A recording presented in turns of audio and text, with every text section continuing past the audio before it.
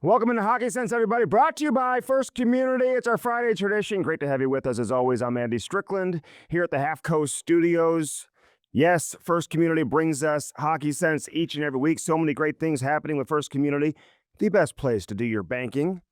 Everybody should be feeling pretty good right now. One of the most entertaining games we've seen in a long time last night down at the Enterprise Center with the Blues and the Florida Panthers. I mean, just felt like it was going to go back and forth.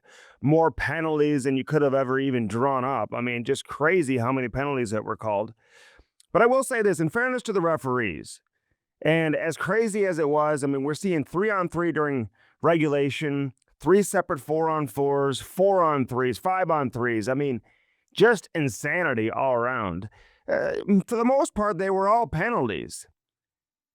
The one was a little bit crazy, I think, with Evan Rodriguez taking the high stick from Nick Bukestad. I don't know. Was he bleeding? Was he not bleeding?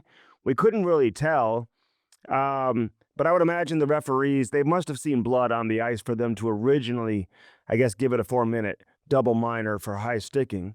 Although that's the rule. If you're going to review it, you got to give it a double minor. I don't think you can review it on a minor. Just a 2-minute minor for high sticking. So they gave him the double minor.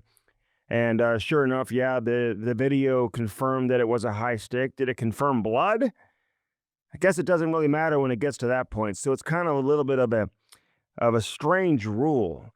And, you know, sometimes rules don't get changed.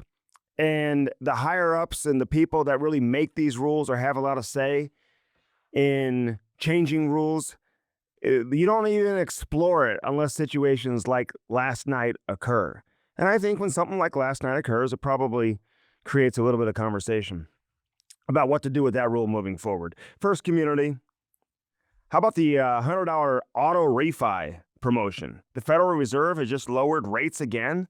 Good news for anyone who needs to borrow money to buy a new home or a car.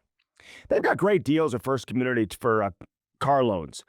Like when you go buy a car, or if you're going to lease a car, ask them to go through First Community because they currently have auto loan rates under 5% for qualified borrowers. They also offer the same rates whether the car you're buying is new or used. Very unusual that you get the same rate for a used car as you would for a new car. That almost never happens. So it's for a limited time. If you refinance your auto loan from another financial institution, then refinance it to First Community, you'll get $100 back.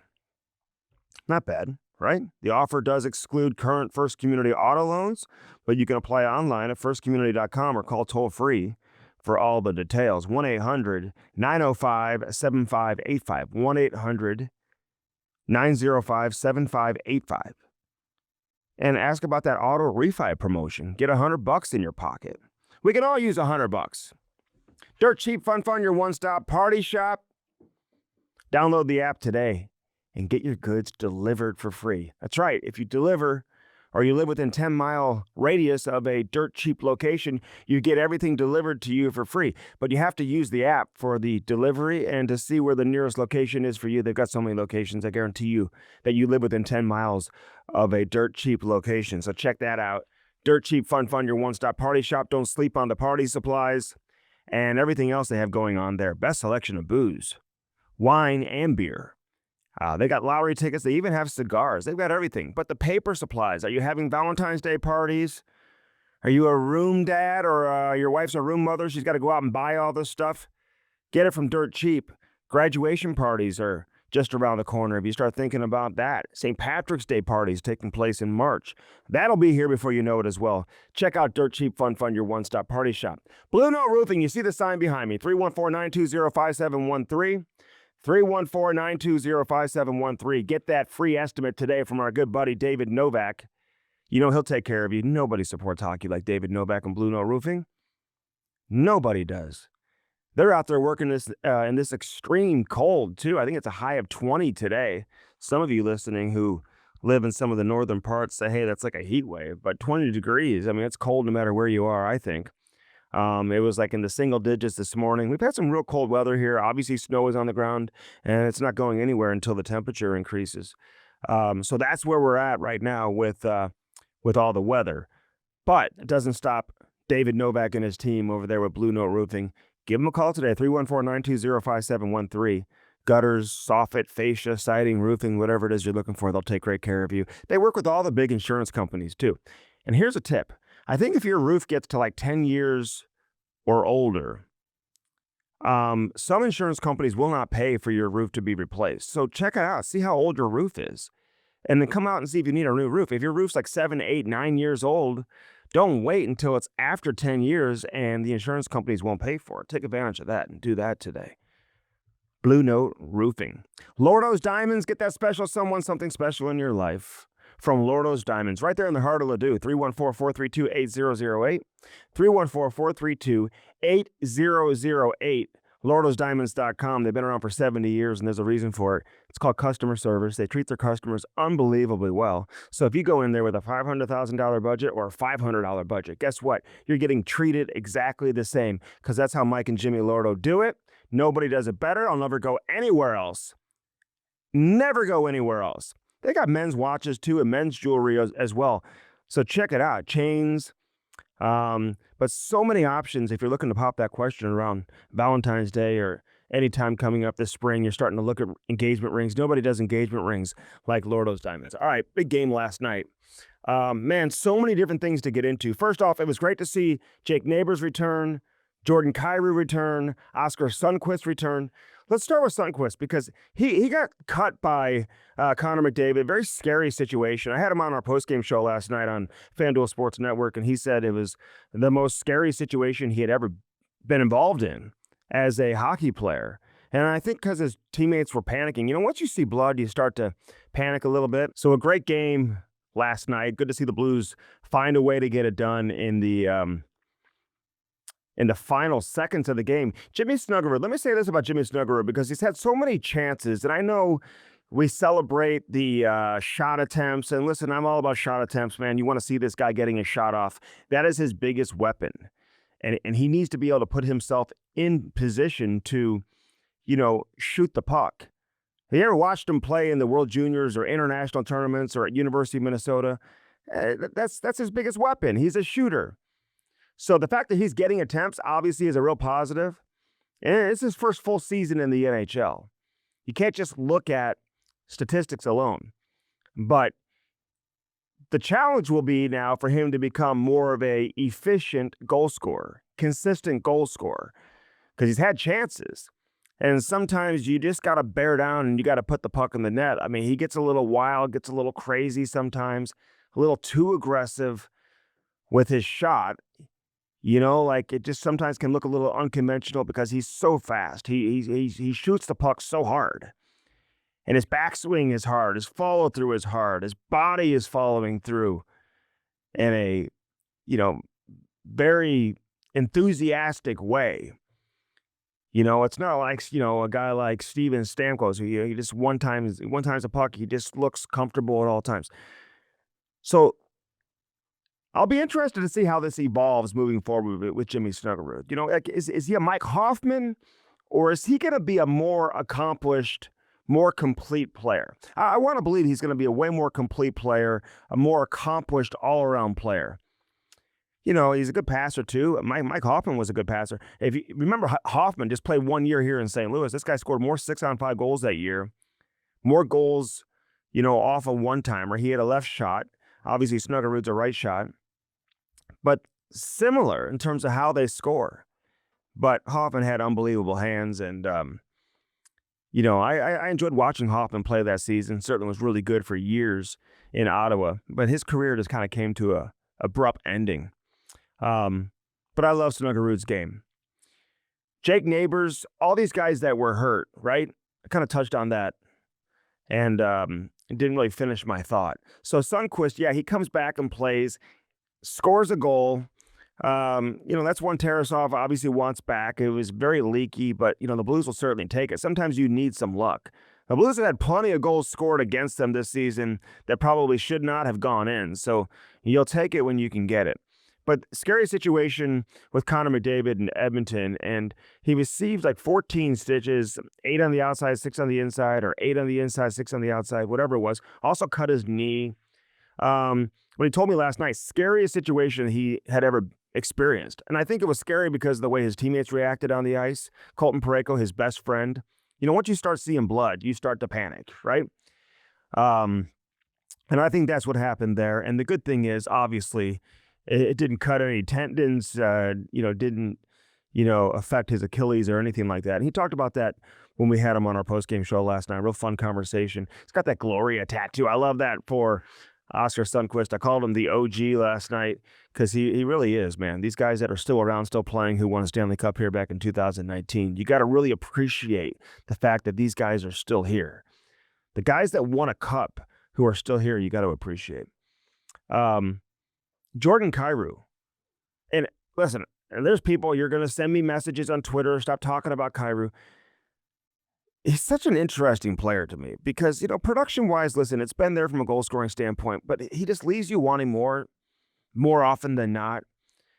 The one thing about Jordan Kyrou is just when you watch him play over this recent stretch, you just ask yourself, why can't he be that guy almost every night? I mean, you look at the superstar players in the game and how they just deliver consistently, but their effort is there every single night. And that's the biggest head scratcher when it comes to Jordan Kyrou. Because when he's playing his game and he's having success and he's skating and Jim Montgomery talks about moving his feet and all of that, this guy is so good. I mean, a true definition of a game changer. He can change the game. And it helps when you get a guy like Philip Broberg intercepting a pass in the neutral zone and then using his feet to drive wide and then make a beautiful pass. Sometimes as a goal scorer, you need to be set up, right? A lot of times as a goal scorer, you need someone to get you the puck in scoring areas in a scoring situation.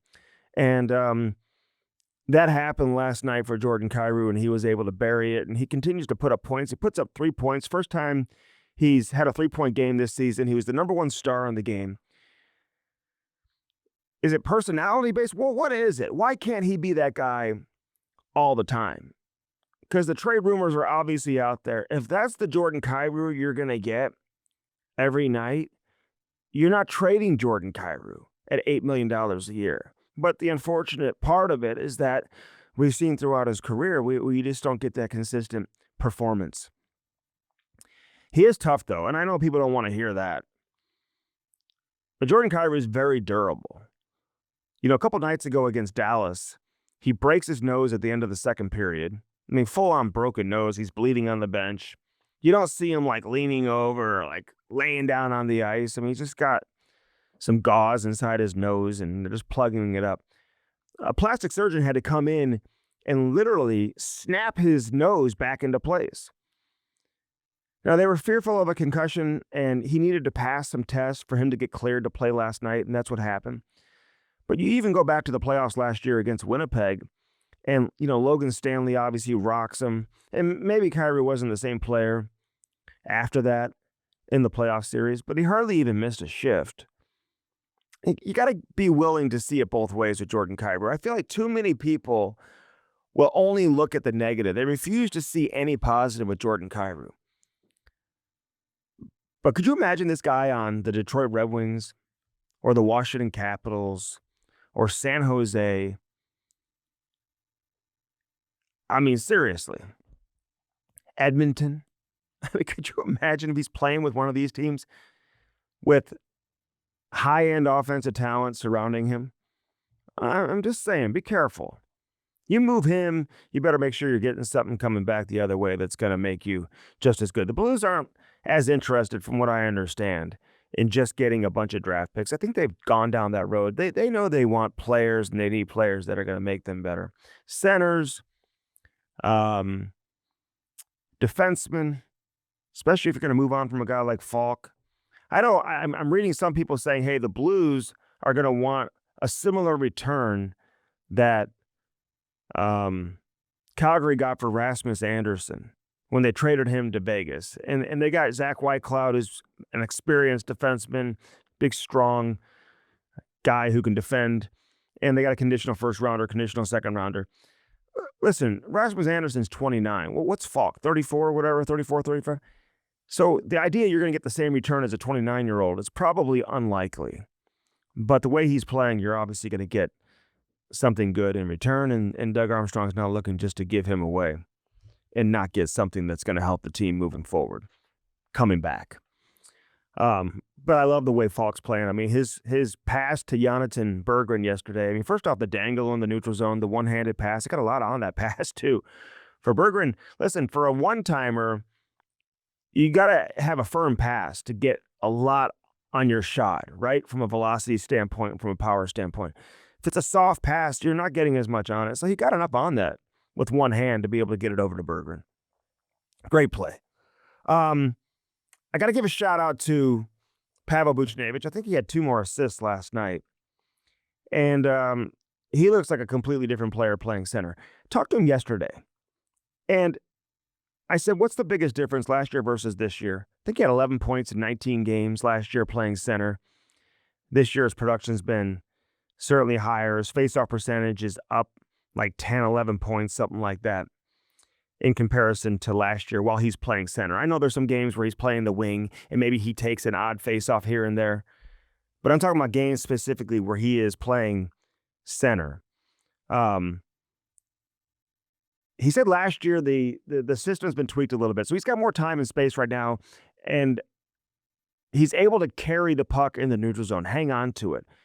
When he's playing wing, he says he's forced to maybe chip the puck in and then get it in the forecheck and try to get it back that way. It feels like at center, and this is something he talks about all the time, even when he's playing wing, he wants to be able to hang on to the puck. He's not a big chip and chase guy. Naturally, most Russian players aren't. So he doesn't really like to play that style of hockey, that brand of hockey. I think playing at center under the current system, I think allows him to play a little more of a natural game that fits his style of play. Now, a lot of guys have helped him out with the faceoffs. You know, Braden Shen certainly has. The other day in between periods, I know Robert Thomas apparently was showing him that, hey, you got to get your lower hand, your bottom hand's got to go lower on the shaft of the stick. And if you watch Buchnevich yesterday taking faceoffs, look how low his bottom hand is. I mean, it's almost on the blade, right? It's right where the bottom of the shaft and the blade connect. I mean, that's how low his bottom hand is. So Robert Thomas helping him out. And we all know Steve Ott had a lot of influence on faceoffs with this team. And, you know, he put together a video that he sent to Pavel Buchnevich that, you know, gives him little tips, whether you're on the left side, which would be his power side, the right side, which as a lefty, they call that your jam side, when the linesman is to your right as a lefty. A little harder to pull it back that way. And to win the faceoff just based on, obviously, being a left shot and having the linesman there, right there on your right. So he sent him a video showing him some clips and some little tips of how he can, you know, that can help him in the faceoff dot. And so I think that has helped him as well. So I like hearing that type of stuff. I think Pavel Buchnevich is playing his best hockey of the season as well. You know, what we said earlier in the year was that everyone was struggling at the same time. You never really got anybody or everybody playing their best hockey at the same time. And I think you're starting to see that now. Everyone's kind of moving in the right direction at the same time. It's good to see Jake Neighbors score as well. So he blocks a shot. If you remember several weeks ago, he broke his leg, his femur, had a fracture in the femur. That was in Detroit. That was the game for me that really just kind of set this season backwards. The Chicago game at home at the beginning of the year, and then in Detroit where the Blues had a 4-0 lead in the first period, ended up losing that game. And they lost Robert Thomas in that game. He got the concussion, and that's when Jake Neighbors broke his leg. It was just a terrible game all around for St. Louis in terms of how it played out. But he blocked a shot in the exact same spot. He thought he broke his leg again. I mean, could you imagine if that were to happen twice? Right there in the femur, same exact spot, and they were able to check it out, obviously, and all the tests came back looking good for Jake Neighbors, and he was able to get back in there.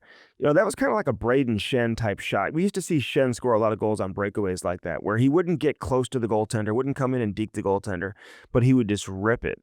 And that's what Jake Neighbors did, man. It's hard to do that in stride and get enough power on it to disguise the shot and then beat an NHL goaltender clean like that. It's a hell of a shot. Love seeing that from Jake Neighbors last night. So all these guys, you had Neighbors with the femur, you had Kyrou with the broken nose, you had the skate laceration with Sundqvist. They all come back and they all score. Penalties galore. It was just kind of like a crazy, crazy game. But I love how aggressive the Blues were from a defensive standpoint, getting up ice. Cam Fowler almost scored a couple of goals. Tarasov got his glove on one of them specifically that I can remember. But it was the most aggressive and the best I had seen Fowler skate in a little while. Parayko was deep in the offensive end, and he's still waiting for his first goal of the season. But those two guys, you talk about last year versus this year, and with Colton Parayko scoring 16 goals last year, and I want to say 14 of those came at even strength, which may have led all defensemen in the NHL. I certainly was up there. I don't know if it did. But that's a lot of even strength goals for a defenseman. Get 14 in a season. And you look at Cam Fowler last year, he had 10 points in the Stanley Cup playoffs, had so many memorable moments in the regular season down the stretch after he came over here, including the Winter Classic where he scored 2 in his 1,000th game. You're just not getting the same production out of those guys. But I love what we saw from Broberg yesterday, skating, and then making a play. I think that's the most important part. We see Broberg all the time go end to end, these electrifying rushes, it beats a guy wide. Maybe he's able to get to the front of the net, maybe the middle of the ice, but there's just nothing that really comes out of it. So it's good to see him execute and make a play and the Blues score on it as a result of his skating. So again, a real positive. Now, the Blues had a 4-2 lead. They lost the 4-2 lead. Florida, heart of a champion, two-time defending Stanley Cup champion. They come back and tie it up. Matthew Tkachuk getting healthy and, getting more and more comfortable. That's a great sign for Team USA fans. 2 beautiful goals for Matthew Tkachuk. He had an assist in the game as well. So again, if you're a fan of Matthew Tkachuk, you like seeing that. So that 3 points now for him. So he's over a point per game now since coming back from his abdominal injury, which is not easy to come back from. I mean, this guy was out for a long time. You know what's interesting? I will pass this along about Sasha Barkov. Like, he apparently looks unbelievable. If the Panthers make the playoffs, Barkov's going to come back and play. He will come back and play if the Panthers make the playoffs. Not if they win a round, he'll be back for round 2. No, this guy is an absolute animal. He's a beast. They don't make them like him, even in a lab. I don't know if you've ever seen anything like it. I was talking to some of the Panther players yesterday who are new to the team, who hadn't really seen him before. They're like, this guy just had, and other players have had ACL injuries too. And for this guy to come back and perform the way that he's performing right now is just absolutely incredible. He's so far ahead of schedule. If they're way out of the playoffs, I don't know if they're going to push it and throw him back in there and have him play games before the end of the year. But I'm telling you right now, this guy's going to play. If Florida makes the playoffs, he's going to play. Had a great conversation with Nico Mikkola last night, man. I had to tell this guy just how happy I am for him. I love Mikkola when he first came into the organization, but the fact that he is had this type of career, man, I could not be happier for him. Such a great guy, although he took the penalty at the end of the game, tried to run the goalie. Come on, Tarasov, why didn't you come down to the other end? Bobrovsky just did that. I think January 19th was that day. I looked it up last night. Bobrovsky gets in a fight against San Jose, against, Alex Nedeljkovic? How come Tarasov didn't come back? I mean, you got Hofer and Matthew Tkachuk going at it behind the net. Then it's a full-on melee behind the Blues net, and Tarasov just stays down there. He hadn't had a good game anyway. I thought he'd come down. That's the only thing missing in last night's game was a goalie scrap. We had a couple fights. Tucker and Greer, there's a hell of a scrap. So, I thought Tucker had a good game last night, too. Speaking of ACL injuries, I got to give Robbie Fabry a shout out. This guy's had 5 surgeries. People know about the 3 ACLs, but he's had 2 other scopes on his knees because 2 of his ACL injuries were on the same knee, and then the third one was a different knee. But he's had scopes on knees. Last year, his season got shut down because he had a hand injury. This guy has just been through it, and the fact that he's still playing, I think it's like 10 or 11 seasons now for him as a National Hockey League player. And he scores a goal last night. First time scoring as a Blues since 2019, obviously. Only had 1 goal the season that he was traded to Detroit, and then gets his first of the season against Dallas. It was a nice goal, too. Gets to the middle of the ice and just snaps it home past Ottinger. But I just love the physicality and the passion that he's playing with. And in reality, he's kind of fighting for his career. This guy wants to continue to play. He's trying to get a contract for next season. I just think he's been valuable. He's kind of like a Bergeron for me. Like, these guys, when they're in the lineup, they find a way to impact the game. And I love seeing that from Robbie Fabry right now. All right, so the Robert Thomas trade rumors continue. All I'm going to say is this. Listen, I feel like these ones are different this year in comparison to what we've heard before. In the past, I kind of dismissed it. And I'm not going to sit here and say he will or won't be traded. If he's asking for a trade, that's a completely different animal. If he's asking for a trade, then who knows, man. But I can't sit here and confirm that one. But again, you need centers, you need defensemen, and you move on from Robert Thomas, you're immediately trying to find that, elite level playmaker. It's that these guys are hard to find. So again, for me, any of these trades, if they happen, you can't sit here and say you should or shouldn't trade this guy or shouldn't trade that guy. It just all comes down to what you're getting back and who's coming back the other way. If you're able to make your team better, then obviously you explore everything, including a Robert Thomas or a Jordan Kyrou trade, which these guys obviously in trade rumors, and they're all out there. Let me just say this, though. A lot of these guys that are throwing out all these rumors about the Blues, I can promise you one thing. They aren't talking to Doug Armstrong, and they aren't talking to Alexander Steen. They have no idea. So there's a lot of stuff being thrown out there. And I know some guys, they just look at every roster and say, who's on an expiring contract, which teams are out of the playoffs, who's got veteran players that maybe teams might have interest in, and maybe they have another year left on their contract. Okay, so it would make sense to move this guy or that guy. Okay. You can always connect the dots from any team and say, hey, this team needs wingers, this team needs centers, this team needs defensemen, this team needs goaltending. I did have a long talk with Jordan Binnington the other day. He told me he wants to see this thing through. Yeah, he's not always in control of it. I think he's got a modified no-trade clause, much like Shen does. The Shen thing was going to be interesting because it's modified, but as the captain of the team, I don't think Doug Armstrong is just going to send him to a team or trade him without really having that conversation with him. I think that respect is certainly there. And he just had a baby. I don't know. It's tough to go now. Do you wait till the summertime if you're going to get moved? But these rumors just won't go away. But you watch the Blues play last night, and you just see how good they can be. I don't know. There's something about when they wear those uniforms from the mid-'90s. Have they ever lost wearing those? Maybe they have. They probably have. But they just look like a different team. They play with more energy. They play faster. They play quicker. So I love those uniforms. I love them back in the day, and they look unbelievable, especially against the white ice. It's got to come across great on television as well.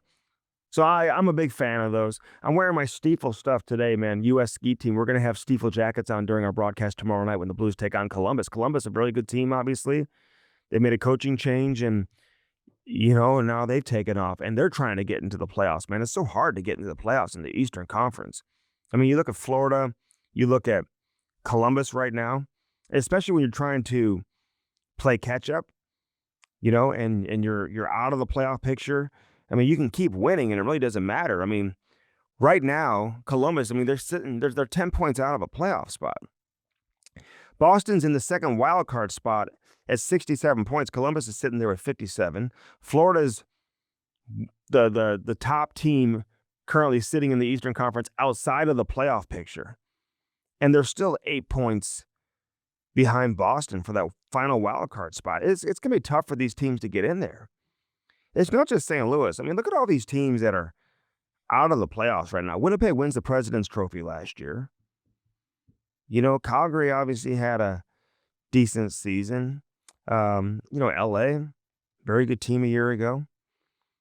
It's just so hard, man. Washington's out of the playoffs. New Jersey, Columbus, Toronto, Rangers. Rangers are last right now.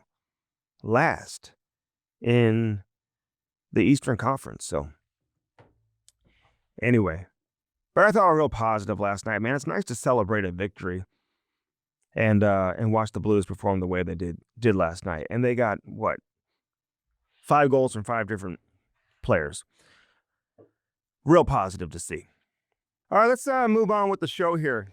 Jimmy Snuggerud joining us on this edition of Hockey Sense. Of course, got the Game winner last night. Just he's really been coming on in terms of being more involved in the play offensively. Had a couple of great assists in the previous game against Dallas, and the Blues come from behind. They came from behind. They were down 3-0, tied the game up, obviously lost it late. One more thing about that. I didn't have a problem with Tyler Tucker's icing there. Listen, I talked to him about it, and these guys know who's on the ice, right? The fourth line was on the ice. They were missing a couple of players, so lines are being shuffled a little bit. But I think you had Walker, Torpchenko, and Bukestad on the ice. They're not going to dangle and go end to end, right? You're just trying to get out of there and hopefully, get a point and try to win the game in overtime. Who knows? Maybe make a push and try to win it in regulation, but with the right players on the ice. So he sends the puck up to Torpo, takes a bad bounce. Obviously, it's an icing. The hope was he just gets it to Torpo, and Torpo can deflect the puck in and get off the ice and get some fresh bodies out there and try to get in on the forecheck and see if you can create something, or at least, at minimum, get out of regulation with a tie score. It didn't happen. The game in Dallas, the icings were a little more questionable. Pareko's icing first. They win the faceoff. Broberg gets a set play. Matthew Joseph, he's got to get to the wall. You got to take the proper route to get to the wall. There were some breakdowns there. So the rim got there before Joseph did. Heiskanen did a good job of not overextending himself and making it look like he couldn't get to the puck. Therefore, it was an icing. And then there was some bad execution, I'll put it that way, off of the faceoff that led to the Robertson goal. This one, I didn't have a problem with it. I agree with Jim Montgomery in terms of his breakdown of it. You'd like to win the faceoff. Nick Bukestad, he took the draw. Sometimes you just got, I was talking to Chris Pronger about this yesterday. He said sometimes you got to do whatever it takes to win the draw. Or at least allow it to be a 50-50 puck so your wingers can come in and try to win it for you. You may not always win it clean, but you really got to bear down. You got to compete on the faceoff. And so they lose it. Harley takes the shot. I think it hit Joseph on the way to the Blues goal and gets past Jordan Binnington. Blues end up losing the game. So it was good to see the Blues reverse that trend last night. Mikkola takes the penalty, so they had the power play. I asked Jim Montgomery today about the what they were looking to do strategy-wise on the power play. And listen, they're just trying to control the puck, move the puck around, try to create an opportunity to score. And that's exactly what happened. You get some guys who, were able to make a high-end play. Kyrou first to Buchnevich, then go seam to Snuggerud, who was able to pound it home. So a lot of good things happened there. And it was good to see the Blues execute and get out of there with the 2 points. Tough loss for Florida. I mean, what are they, 8 points out of the playoff spot right now? Columbus comes in tomorrow night. They're 10 points out. As well as Columbus is playing with the new coach, Rick Bowness, since he took over. How are you going to make up 10 points in the Eastern Conference? That's going to be very difficult to do. And it's going to be tough for Florida to do it as well. They're 8 points out, but I can understand Florida. They have an excuse. They don't have their captain, Barkov, and they played so many games over the course of the last 2 years, man. I mean, it's just hard to get it done every year. Big shout out to Jamie Compound, by the way, who is an assistant coach of Florida, one of 2 coaches in the history of the league to win 3 Stanley Cups with 3 different teams. I think he's won 4 cups, but 4 cups with 3 different franchises, LA, Chicago, and Florida. He's won 2 with the Panthers, 1 in Chicago and 1 in LA. He and Scotty Bowman, the only 2 to ever do it. He just got named as an assistant coach with Team Germany. I said, are you German? He said, no, you don't have to be. So he'll be headed over there, and he's going to be on the coaching staff for Team Germany, Jamie Compound. That's a huge ad. So he and Leon Draisaitl and Tim Stützle, all the Germans, listen, they're going to try to get something accomplished there in Italy. And it wouldn't surprise me if somebody else outside of USA and Canada. And it's going to be a surprise. Cam and I have talked about that a lot on the Cam and Strick podcast. Just want to look at one thing here. Let's see. Snuggerud, that was his 8th goal of the season. Yeah. So, I mean, listen, if this guy can get out of the season, hover around 15. If he can get hot, I want to see Snuggerud get streaky. Like a lot of goal scorers, they all can get streaky. You're seeing Jordan Kyrou right now get streaky. I mean, Kyrou may end up with 25 to 30 goals. I don't know if he's going to get to 30 this year, but he could certainly get to 25. And based off the way the season has gone, if he can get to 25 to 28, then, you may have a different feeling going into the offseason, assuming that he is obviously still here with the Blues. So lots to get into with Jimmy Snuggerud. It's the Dad's Weekend coming up in Nashville and Dallas. So looking forward to the conversation. As always, again, First Community brings us Hockey Cinch each and every week. Card controls. You got to shop with added peace of mind. With card controls, receive real-time notification anytime your First Community credit card or debit card is used. Even turn off your card right from your mobile device if it's lost or stolen, so you can learn more at firstcommunity.com. All right, let's step aside. The one and only Jimmy Snuggerud joins me next here on Hockey Sense, brought to you by First Community. All right, great to have Jimmy Snuggerud. What's your favorite nickname that they call you, Jimmy? I don't really mind anything, honestly. I like Snuggy, Snugs. That works. Snugs. Jimmy Snipes. Yeah, I don't know about that. That had to feel good last night, though. Yeah, no, I mean, it felt great. It's always nice, come out with a win, especially after kind of a little losing skid like that, just to get back in the win column. And the way that finished, it was a great pass and play. What's your best memory of scoring? It wasn't a buzzer beater, but it was certainly close to it. I mean, just a game-winning goal, overtime goal, or a late game-tying goal or game-winning goal, because I've seen you score a couple of them. Yeah, no, I mean, one that kind of comes to mind, I guess, is North Dakota, my freshman year in Minnesota. It was a late one. It's put the game into overtime, especially in a rival like that. There wasn't a lot of time left, so that was a good one. Minnesota's biggest rival, North Dakota, is that who it is or no? I'd say so. I don't know anymore, but when I was there for sure, I think it might be a good. I mean, obviously Wisconsin. So if you didn't go to Minnesota, like who recruited you the hardest outside of the Golden Gophers? I know you weren't going to ever go anywhere else, Jimmy, but who else was coming after you? I was pretty close with Tony Granado in Wisconsin, actually, a little bit. He's kind of the first guys who started recruiting me, and then I'd say some of the Colorado College, Denver was kind of in there. I talked with North Dakota a little bit, and I guess I kind of like Boston too. So I didn't really have like one like super close on me, but those teams were kind of like my top 5. Yeah, okay. Tony Granado, great guy, friend of the show, man. We love all the Granados. All right, so you started dreaming about playing for Minnesota at what age?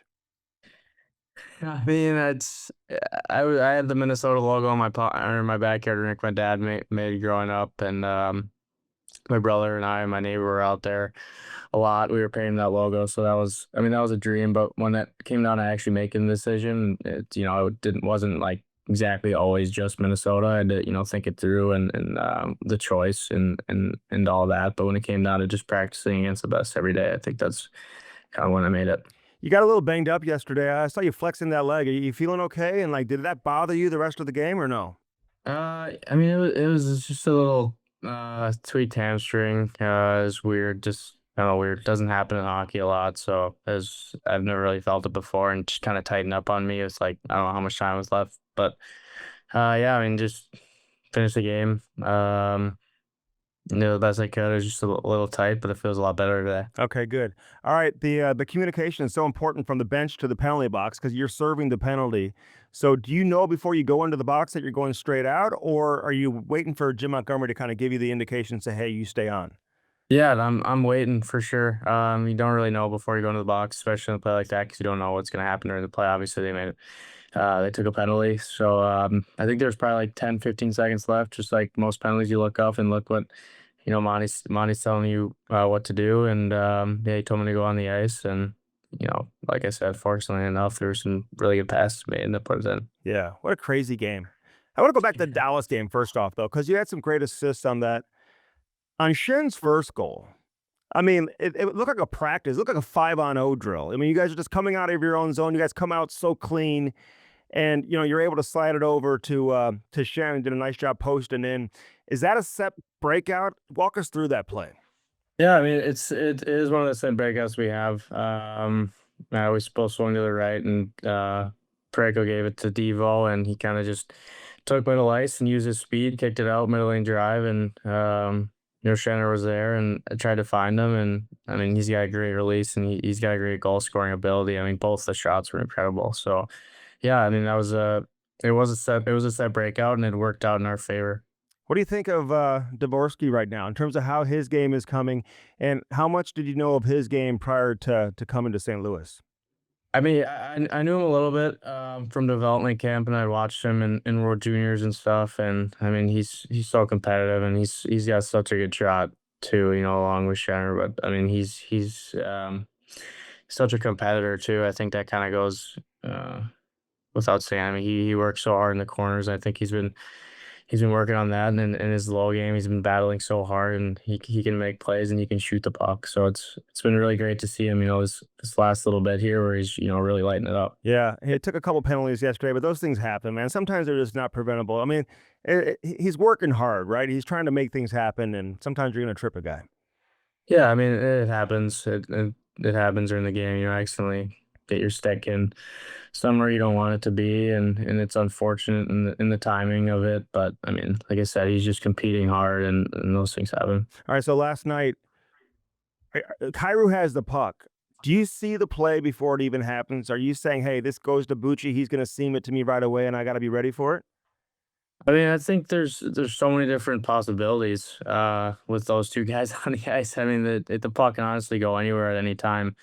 We're kind of working on that bumper pull out a bit. He gave it to Bucci there, and I kind of saw the seam open up, and it was a great play by him to put it, right where kind of it needed to be. But I mean, yeah, it's just honestly anything can happen. The play can go anywhere. The puck can go anywhere, especially with Rue and how he's been playing. Um, Such a great play, and fortunately enough, winning. Yeah, it was a quick pass by Buchnevich. The puck looked like maybe it was on edge a little bit. So, I mean, how Yeah. important is it to elevate the puck on the one-timer there, right? Because these goalies, I mean, there's been chances where you've had to one-time the puck and maybe the puck's been flat on the ice, and these goalies at this level, they can make it look like an easy save, even though you're getting a lot on the shot. Is it important? Do you have it in your head, hey, I need to get this up top? Yeah, when the puck's rolling, I think sometimes you don't even know where it's going, Yeah. let alone the goalie. So, I mean, with a shot like that, just trying to put it anywhere on the kind of the left side of the net and elevate it as quickly as possible.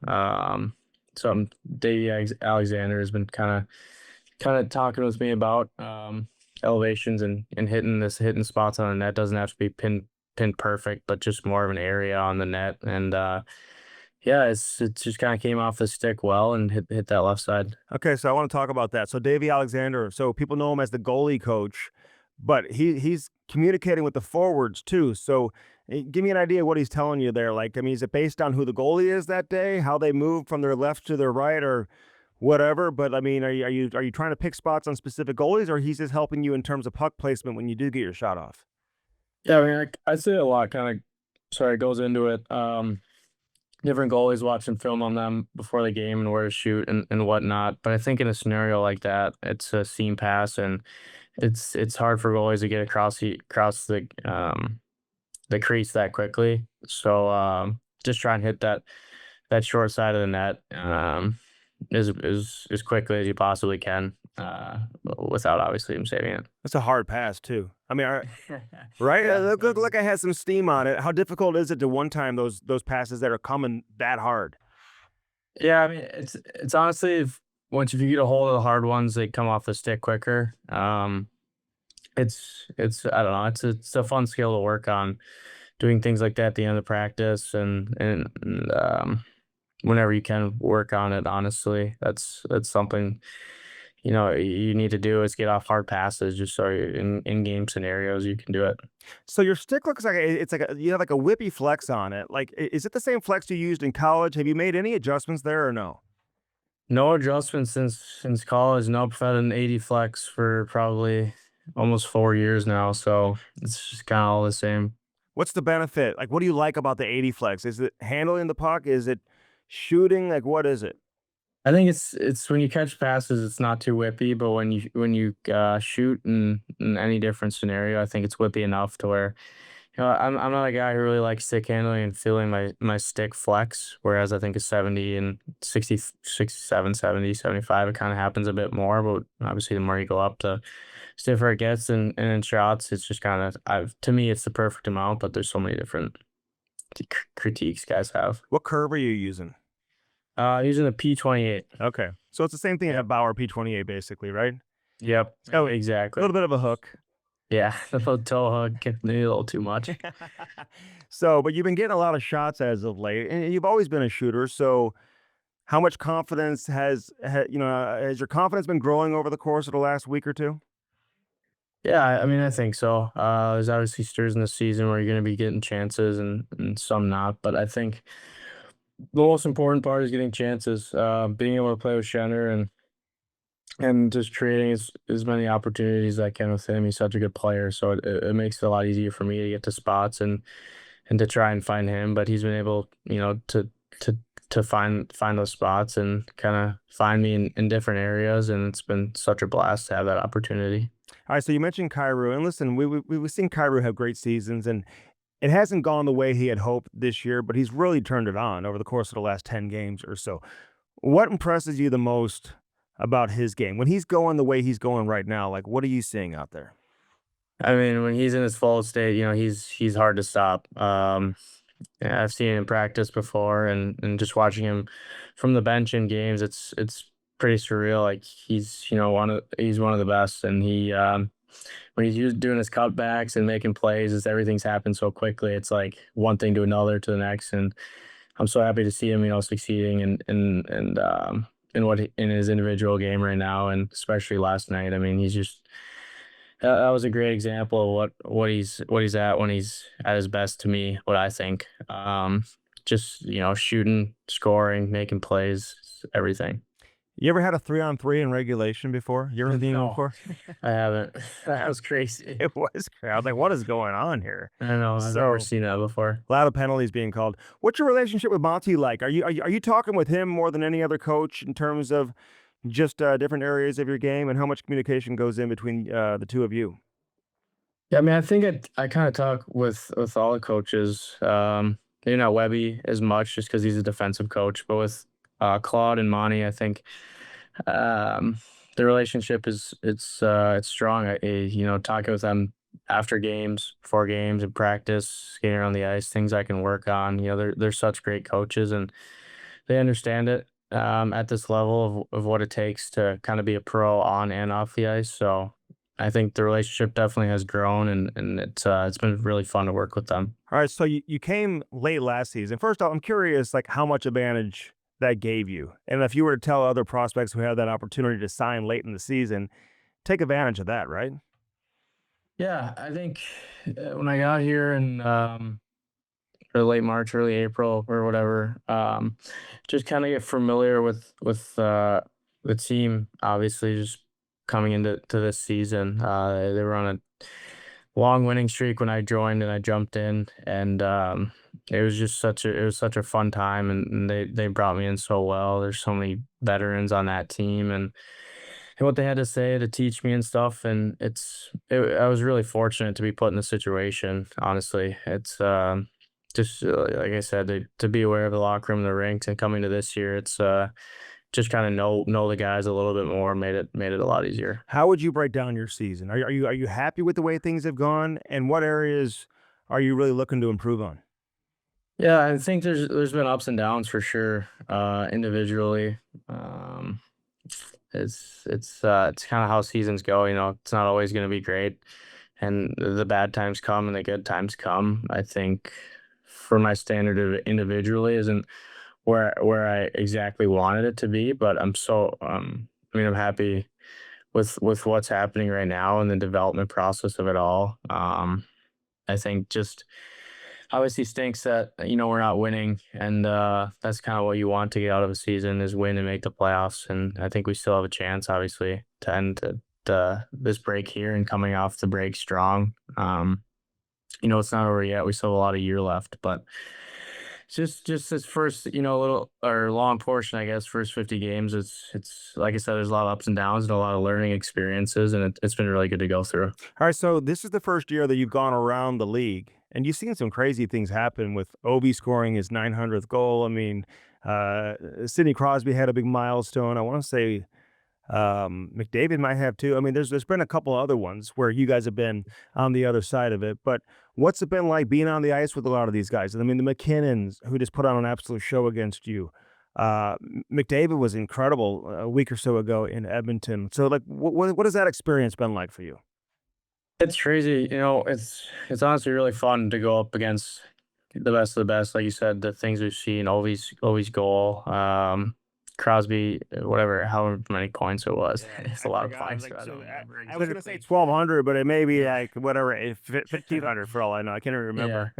It's cool just to see that as a player, and it's fun to just travel different places and learn new things. But it's been a blast to just kind of to see that from the bench and see it from my eyes, and what those guys have achieved in their careers and what they've done along the way. But it's so fun to see that, and to have that experience. Yeah, it must have been 1,700 points or something. He's at 1,744 right now. So Yeah. you got a little Sure ways to was. go to catch him. Yeah. Yeah.